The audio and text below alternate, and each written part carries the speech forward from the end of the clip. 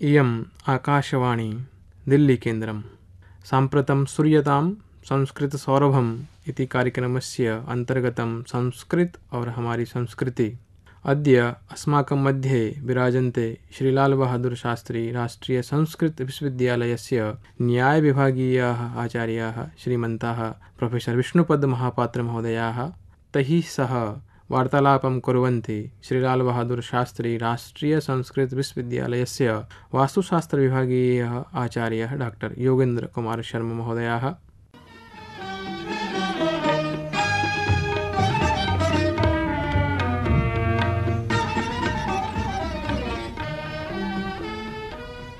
नमस्कार महोदयाः। संस्कृत और हमारी संस्कृति कार्यक्रमः प्रचलति, तत्र भवतां कः विचारः? नमो नमः आचार्य योगेन्द्र शर्मा महोदयः। तत्र संस्कृतं भारतीय संस्कृति इति विषयम् उदीकृत्य यो हि कार्यक्रमः अत्र प्रचलति, तद्विषये अहं वक्तुं शक्नोमि यत् अस्माकं या भारतीय संस्कृतिः भवति सा संस्कृतिः संस्कृत आधारिता भवति। यदि संस्कृतं न स्यात् तर्हि अस्माकं भारतीय संस्कृतिः तादृशी समृद्धिः भवितुं कदापि नार्हति इति मदीयम् अभिमतं विद्यते। जी महोदय, प्राचीननव्य संस्कृतिपरम्परयोः किं पार्थक्यं वा किं वैशिष्ट्यं? तत्र एवं भवति, बहुत्र क्षेत्रे अस्माभिः इदम् अवलोक्यते।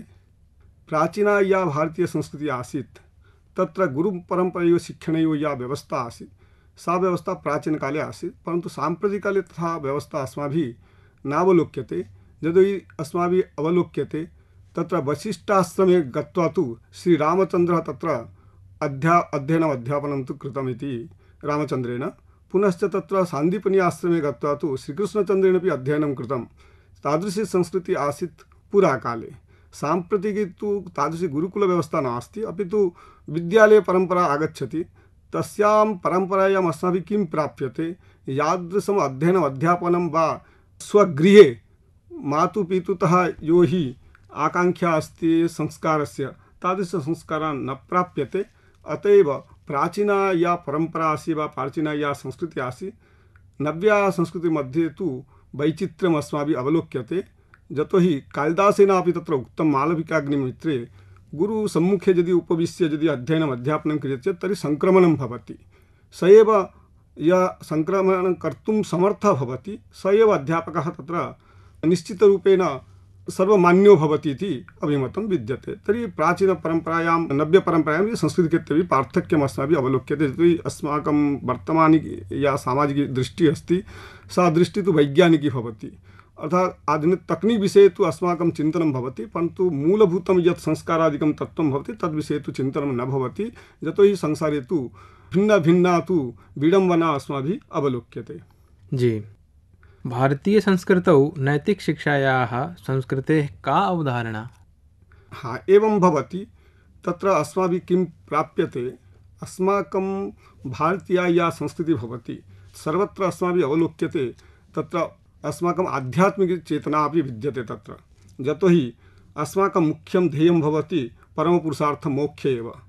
यतोहि तत्र श्रुतोपि श्रूयते आत्मसाक्षात्कारे एव आवश्यकम्। आत्मावारे द्रष्टव्य श्रोतव्य मंतव्य इति बृहदारण्यकोपनिषदि अपि इदं वाक्यम् अस्माभिः श्रूयते। तर्हि पुनर्जन्मवादेपि अस्माकं विश्वासः विद्यते, परन्तु तत्र अवलोक्यते सर्वत्र पुण्यम् अपेक्षते। यतोहि सुशीलो मातृपुण्येन पितृपुण्येन च बुद्धिमान् यशस्वी वंशपुण्येन आत्मपुण्येन भाग्यवान् इत्याकारिका नैतिकी व्यवस्था अस्माभिः नीतिशास्त्रे अस्माभिः अवलोक्यते। एवञ्च अस्माकं यादृशी स्थितिः विद्यते, अभिवादनशीलस्य नित्यं वृद्धोपसेविनः चत्वारि तस्य वर्धन्ते आयुर्विद्या जसोबलं। तर्हि एतादृशी स्थितिः कुत्र प्राप्तुं शक्यते? केवलं तु स्वगृहे एव।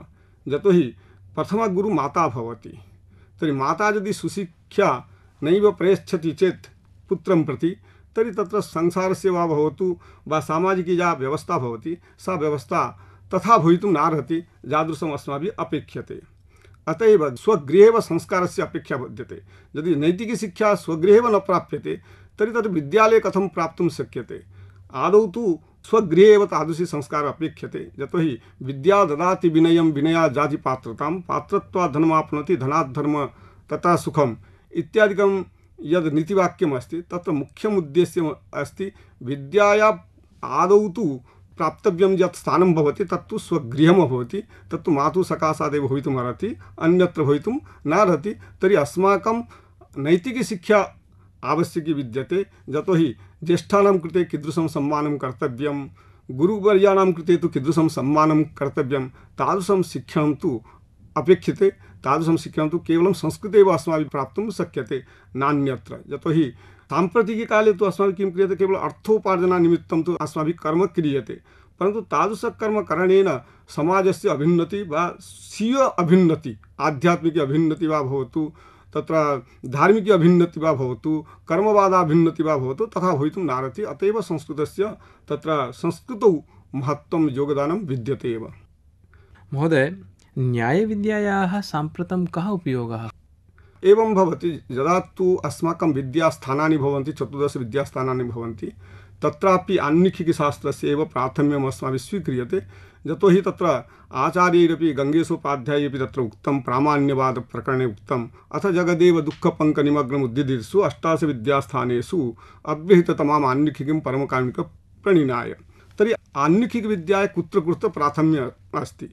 यदि साम्प्रतिकयुगे अस्माभिः अवलोक्यते, न्यायालये किं भवति, एकस्मिन् न्यायालये यदि तत्र न्यूनता भवति चेत् तर्हि उच्चन्यायालये तादृशः स्थानं तत्र दीयते, तादृशं स्थानं तत्र अस्माभिः प्राप्यते। परन्तु तत्र किं भवति, यदि अस्माकं प्राचीना या न्यायविद्या अस्ति तत्रापि यत् परार्थानुमानमस्ति, अर्थात् स्वबोधनार्थं तु अस्माकं किं क्रियते, हेतुवाक्यं, पक्षमतावाक्यं, व्याप्तिवाक्यं तु तत्र प्रयुज्यते, परन्तु परार्थान्वित्यर्थं तु तत्र पञ्चावयवानां, कुत्रचित् तु दार्शनिकानां तत्र तु त्रयवयवानाम् अपि उल्लेखः विद्यते। तर्हि प्रतिज्ञा हेतु उदाहरण निगमनादिवाक्यानामपि तत्र प्रयोगः यदि क्रियते तर्हि मन्ये तु एतादृशी व्यवस्था न स्यात्। तत्र किं भवति, उच्चन्यायालयः, सर्वोच्चन्यायालयः इत्यादि व्यवस्था न स्यात्। तर्हि तत्रापि न्यायः सर्वथा तु समीचीनं न्याय एव भवितुम् अर्हति। अत एव समीचीनन्याय प्राप्तुं तु अस्माकं न्यायशास्त्रस्य उपयोगिता विद्यते। एवञ्च मीडिया क्षेत्रेपि अस्माभिः किं प्राप्यते, न्यायशास्त्रे तादृश उल्लेखः विद्यते। यतोहि न्यायशास्त्रे कथाया त्रैविध्यम् अस्माभिः प्राप्यते, वादकथा, जल्पकथा, वितण्डकथा। परन्तु कथात्रयाणां तु कथाद्वये एव अन्तर्भावयितुं शक्यते, वितरागिकथा, विजिगीषुकथा। यत्र तु जयपराजय आकाङ्क्षा नास्ति सा कथा वितरागकथा भवति। एवं तु यत्र जयपराजयस्य उल्लेखः विद्यते वा प्राप्तुं यदि आकाङ्क्षा अस्ति चेत् तर्हि तत्र विजिगीषुकथा भवति। तर्हि विजिगीषुकथा सम्पादनार्थम् अस्माकं कृते तु तत्र 4 अङ्गानि तत्र अपेक्ष्यते। एकः भवति सभापति, एकः प्रासनिकः, अपरञ्च तत्र प्रतिवादी अपि भवति, एवं वादी भवति। तर्हि अनेन क्रमेण यदि भवति तर्हि तादृशी या व्यवस्था आसीत् न्यायशास्त्रे वा प्राचीनन्यायसम्पदायां, तादृशी व्यवस्था तु अत्रापि मीडिया मध्ये अपि अस्माभिः अवलोक्यते। मन्ये तु एतादृशी या व्यवस्था अस्ति तु न्यायशास्त्रे अस्ति। एवञ्च वैज्ञानिकयुगेपि यद् गुरुत्वादिकम् अस्माभिः उच्यते वा परमाणुवादस्य यो हि उल्लेखः विद्यते, तदपि व्यवस्था तु अस्माकं वैदिककालादपि आगच्छति, परन्तु वैदे साक्षात् श्रूयते, परन्तु तस्य अर्थनिर्वचने तु प्रायशः तत्र वैशेषिकदर्शनस्य एवं न्यायदर्शनस्य महत् योगदानम् अस्ति इति वक्तुं शक्यते। अस्तु महोदय, भारतीयसंस्कृतौ प्राचीनाश्रमव्यवस्थायाः कथम् उपयोगित्वं साधयितुं शक्यते? साम्प्रति किं भवति, यदा तु पितृपादा तत्र वार्धक्यं प्राप्नुवन्ति तदा तु किं भवति, तत्र पुत्रः तादृशं स्नेहं नैव प्रदास्यति। कुत इति चेत् तत्र पुराकाले या व्यवस्था आसीत् सा व्यवस्था कीदृशी आसीत्, आदौ तु ब्रह्मचर्याश्रमस्य व्यवस्था आसीत्, एवञ्च तदनन्तरं तु तत्र गृहस्थाश्रमस्य, तदनन्तरं तु वानप्रस्थस्य, तदनन्तरं तु सन्यासाश्रमस्य व्यवस्था आसीत्। परन्तु तादृशव्यवस्था सम्प्रति नावलोक्यते। कुत इति चेत् अस्माकं यो हि 16 संस्कारः शास्त्रेषु प्रतिपादित विद्यते, तादृशसंस्कार सम्प्रति अस्माभिः न क्रियते। गर्भाधानादारभ्यम् अन्त्येष्टिपर्यन्तं यो हि ये संस्काराः सन्ति तेषां संस्काराणाम् अत्र उपयोगः अस्माभिः साम्प्रतिकयुगे तु न क्रियते। केवलं तु अस्माभिः किं क्रियते, बाह्य आडम्बरेण ग्रसितः वयं सर्वे भवेम, अत एव एतादृशी विशृङ्खला भवति। अत एव संस्कृतेः संरक्षणार्थं संस्कृतशास्त्रे न केवलं अस्माकं वेदेषु निहितं यत् तत्त्वम्, अपि तु वेदाङ्गत्वेन ये यानि यानि शास्त्राणि प्रथन्ते सर्वेषु शास्त्रेषु यत् तत्त्वं विद्यते तेषां तत्त्वानां संस्करणं वा समाजसम्मुखेतु आनयनमेव अस्माकं मुख्यं लक्ष्यं भवेत् चेत् तर्हि अस्माकं भारतीया या संस्कृतिः सा संस्कृतिः सुरक्षिता भवितुम् अर्हति। शोभनं महोदय, अस्माकं सनातनसंस्कृतौ मानवीयमूल्यनिर्धारणे श्रीमद्भगवद्गीतायाः योगदानं किं? कृपया स्पष्टं। एवं भवति। तत्र साम्प्रतिके अस्माभिः किं क्रियते? अस्माभिः प्रकृतितः अधिकं गृह्यते, यद् अपेक्षितं तदपेक्षया अधिकमपि अस्माभिः गृह्यते। अनेन क्रमेण किं भवति? सामाजिकी अव्यवस्था भवति, रुग्णता आगच्छति, विभिन्नानां रोगाणां तत्र अवलोकनम् अस्माभिः दरीदृश्यते। यतोहि तत्र मानवमूल्यनिर्धारणाय तत्र भगवत्पादैः तत्र आदौ तु कीदृशं जीवनं यापनं कर्तव्यं तदर्थं तैः किम् अष्टम अध्याये प्रतिपादितं युक्ताहारविहारस्य युक्तचेष्टस्य कर्मसु युक्तस्वप्नावबोधस्य योगः भवति दुःखः। तर्हि मानवस्य यद् मूल्यम् अस्ति युक्त आहारस्य ग्रहणम् अपेक्षितम् अस्ति। यदि मानवः यदि सुस्थं न स्यात्, कालिदासेनापि तथा उक्तं शरीरमाद्यं खलु धर्मसाधनम्। अनेन तत्रापि मन्ये तु आहार यथा योग्यं स्यात्। प्रातःकालेपि तत्र यदा अस्माभिः व्यायामादिकं क्रियते तादृशव्यायामस्य व्यवस्थापि आचार्यैः तत्र मने कृष्णचन्द्रैः अपि तत्र गीताशास्त्रेऽपि प्रोक्तम्। एवञ्च कर्मणि एव अधिकारः न तु फले अधिकारः। सम्प्रति किं भवति? फले तु अधिकारार्थम् अस्माभिः अवलोक्यते, अत एव अत्र विशृङ्खला अवलोक्यते। यदि गीताशास्त्रम् उदरीकृत्य, यतोहि तत्र तु सनातनधर्मस्य प्रवचनवेलायाम् आचार्यैः तथापि उक्तं ममैवांश जीवलोके जीवभूत सनातन। अत्रैव सनातनशब्दस्य आचार्यैः कृष्णचन्द्रैः तत्र प्रयोगः कृतः। मन्ये तु गीताशास्त्रम् आदितः अन्तिमं यावत् तत्रापि कर्मवादस्य, भक्तिवादस्य, ज्ञानवादस्य त्रयाणां वादानां तत्र आलोडनं केवलं मानवमूल्यसंरक्षणाय भवति, नान्यत् इति वक्तुं निश्चप्रदं वक्तुं शक्यते। अस्तु महोदय, सनातनधर्मविषये भवताम् अभिमतं किं? कृपया बोधयतु। तदेव अस्माभिः यदुक्तं भगवता कृष्णचन्द्रेण तु पञ्चश अध्याये तु ममैवांश जीवलोके जीवभूत सनातनः। तर्हि सनातनत्वं कथम् आगन्तुं शक्यते? अर्थात् अनादिकालाद् यत् यो हि प्रवर्तमानः धर्मविशेषः वा भवति स एव सनातनधर्म इति वक्तुं शक्यते। तत्र खण्डनमपि कर्तुं न शक्यते।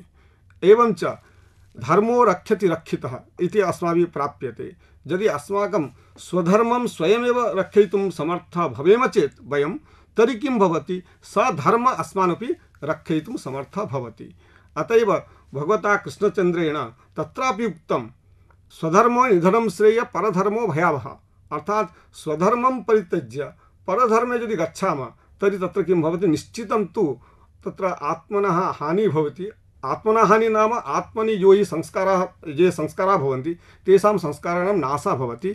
अत एव तादृशम् उत्तरदायित्वम् अस्माकं कर्तव्यं। यतोहि इयं सनातनभूतधर्मः अनादि भवति, अनादिकालात् प्रवर्तमानः विद्यते, तस्य कदापि खण्डयितुं न शक्यते। यतोहि यथा आत्मनः खण्डनं कर्तुं न शक्यते, नैनं छिन्दन्ति शस्त्राणि नैनं दहति पावक इत्यादि श्लोकैः यथा कृष्णचन्द्रे उक्तं, तथा इयं व्यवस्था तु अस्माकं सनातनधर्मस्य कृतेपि विद्यते।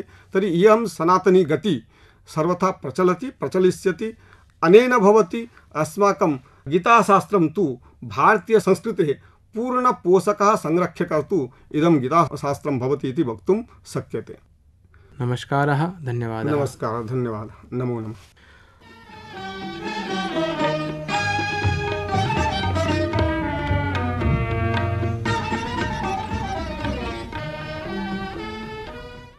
अस्तु महोदय, एतावत्पर्यन्तं संस्कृतसौरभान्तर्गतं संस्कृत और संस्कृति विषयं पुरस्कृत्य वार्तालापः भवद्भिः श्रुतम्। अत्रैव अयं कार्यक्रमः सम्पन्नः।